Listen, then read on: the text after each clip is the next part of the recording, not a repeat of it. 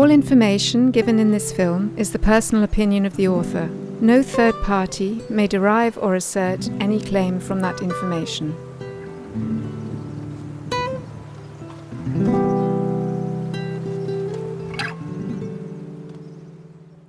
In spring 2011, we successfully bid on eBay for a one-week holiday on Sicily from hoxami.com. The price of €310 included 7 nights bed and breakfast for 2 in a double room. On receiving confirmation of the booking from the hotel, we then had to decide on our travel arrangements. We chose to fly from Cologne-Bonn Airport, and having compared offers and prices, we chose an Air Berlin flight to Palermo. It turned out to be a very good decision. We paid €390 return for 2 people for the 2.5-hour flight. The cabin crew were very attentive, and we were not charged for the minimal excess luggage we had with us. Altogether, a very pleasant journey.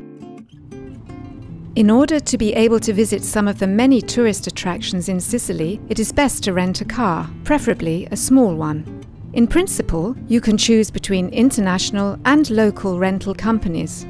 We chose an international dealer and booked via the internet. It was important to us to have unlimited mileage and an all-inclusive insurance package. As a result, we booked our car at tuicars.com and collected it from the Europe Car counter in Palermo. This proved cheaper than booking with Europe Car Direct. Make sure you check the car for scratches or other damage before you set off. If you find any, make sure that these are noted in the rental contract. Returning the car at the end of the holiday proved just as simple. The price was very reasonable, just €235 for 8 days, inclusive of all necessary insurance. Our hotel, La Battigia, was situated in Alcamo Marina in northwest Sicily. We especially liked it for its beachfront location.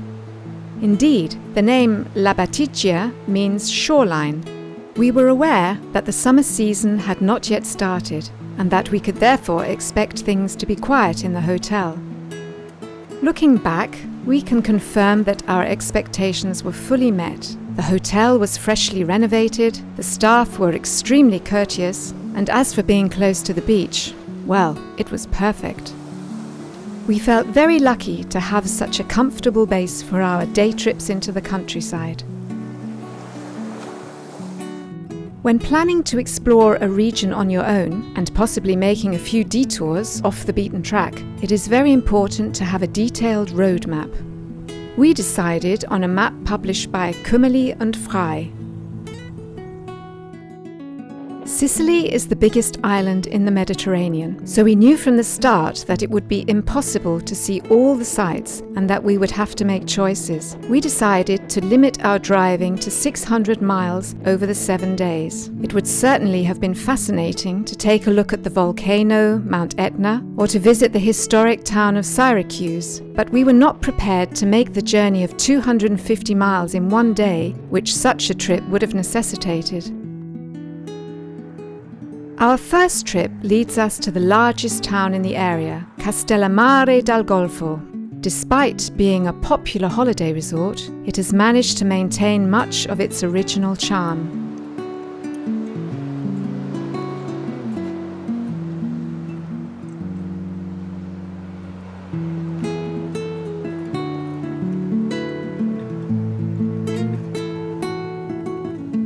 We then proceed to San Vito lo Capo, taking a slightly longer route to get a view of the marble quarries.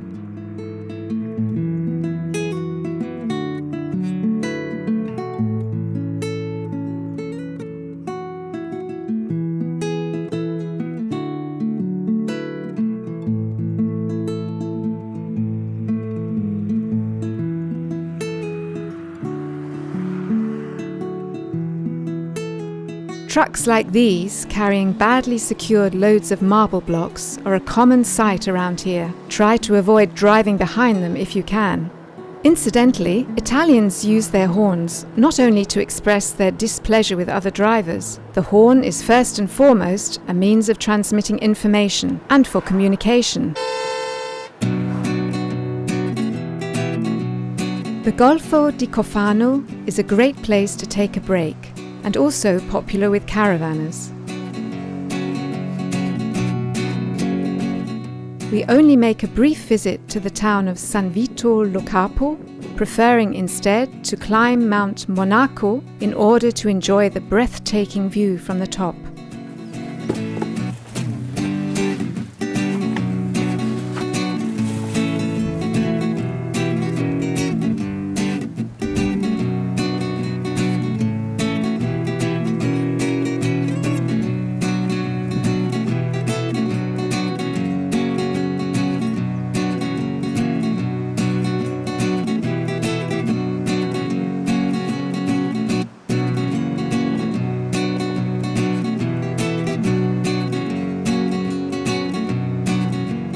After our lunch break, we set out for Trapani in order to take the cable car to Erice, but discover that the service doesn't start until April.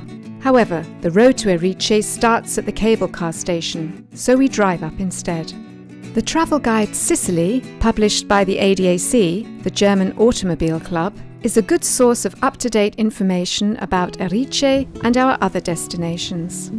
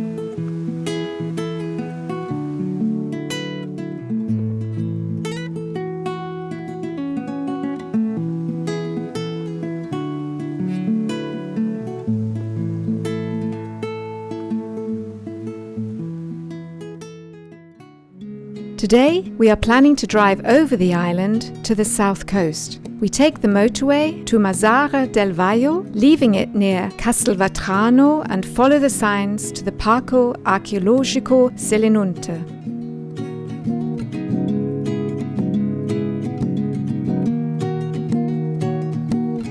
Selinunte is an extensive archaeological excavation site, the origins of which date back over 2,500 years.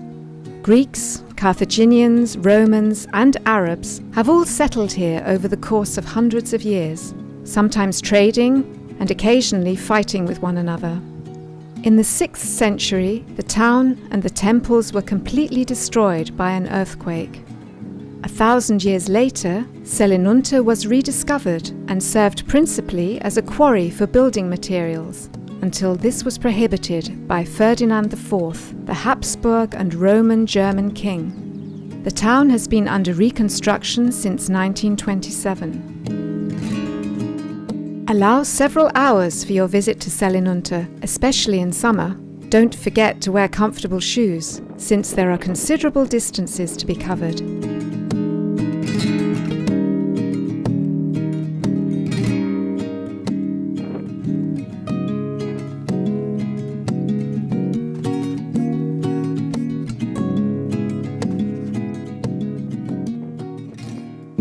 After lunch, we drive further along the coastline. We want to find out when and how we can get a boat over to the island of San Pantaleo to see the ruins of the ancient seaport of Murcia. The last crossing is at 3 o'clock, so we decide to postpone this trip to the following day. In the second chapter of our travel diary, you will accompany us to Murcia on the island of San Pantaleo. We also take a speedboat to the island of Favignana, tour the old quarter of the town of Trapani, and visit the Parco Archeologico de Segesta.